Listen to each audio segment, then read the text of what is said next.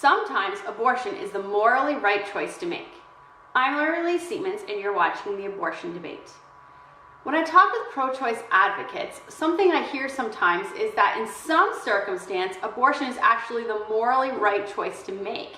There are really two circumstances that come up with this argument: poverty and disability. So let's break that down. First of all, poverty. This is actually kind of personal for me.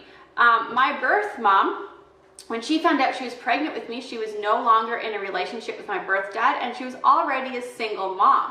She was exactly the women that people are talking about when they give this circumstance. In fact, there were people who told her that having an abortion would be the right choice for her to make. But here I am, doing perfectly fine.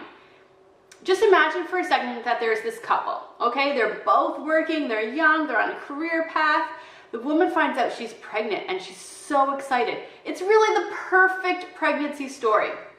Then, 6 months after the baby is born, the husband is killed in a tragic accident. The woman is unable to pay the mortgage payments on her own, and she loses her home. And she really needs her job, and her career path is kind of unstable now with a small baby. It's not so perfect anymore. Would it be the morally right thing to do to kill the 6-month-old? Okay, hopefully you're saying no. Here's the question we have to answer. Is our financial situation a good measurement of personhood rights? There's a lot of cities in North America with a homeless problem. What if we just solved our homeless problem by killing all the homeless people? Okay, hopefully you're saying that would not be the morally right choice. In a crisis situation, we want to remove the crisis, not the person in the situation. Killing a human being because they're going to be born into poverty is definitely not the morally right choice. The second situation I hear about with the morally right choice to have an abortion is when it becomes clear the child is going to have a disability. This also hits me personally. My mother was told my brother would be severely disabled and would have to be cared for his entire life. My mother was also told that she would not survive the pregnancy. We're going to cover the health of the mother argument in another video, since that's really a topic all on its own. But my mother is still living, and my brother is an engineer. I also have a personal situation with my youngest daughter. It looked as if she would have a lot of disabilities if she even survived the pregnancy. However, she was born on time and is now a competitive gymnast. And I am aware that this is not the outcome of every crisis pregnancy. I know people who have not had this happy ending. Moms who found out that their child would not live more than a few minutes after birth.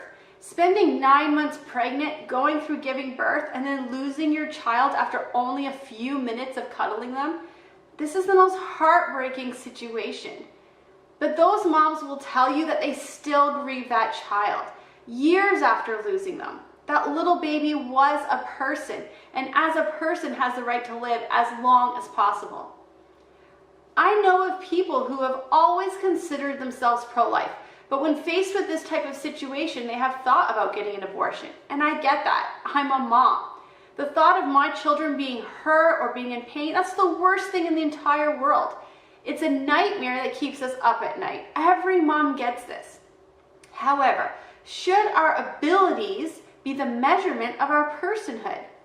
If you found out there was a guy, a gunman, who's going to go into a school, but he was only going to shoot up the special ed classroom, would you stop the gunman? Obviously, yes.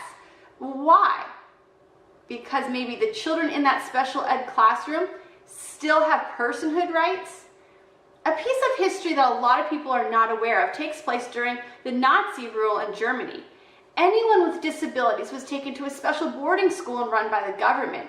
People were unaware that their loved ones were not being cared for by the government, but were being used for scientific research and eventually killed. This is horrifying. Just because someone has a disability does not mean they lose their human rights. Today in Iceland, there are no people with Down syndrome. This is not because they found a cure for Downs, it's because they killed all the people with Downs. They killed them before they were born. This is a very dangerous way of thinking. No, it's not morally right to kill a human being because they have a disability. It was not morally right when the Nazis did it, and it was not morally right when Iceland did it. So no, killing a human being because they're poor, not okay. Killing a human being because they're disabled, not okay. The measurement of our personhood cannot depend on our financial situation or our abilities. Our personhood must depend on only one thing. Are you a human being? Then you get human rights.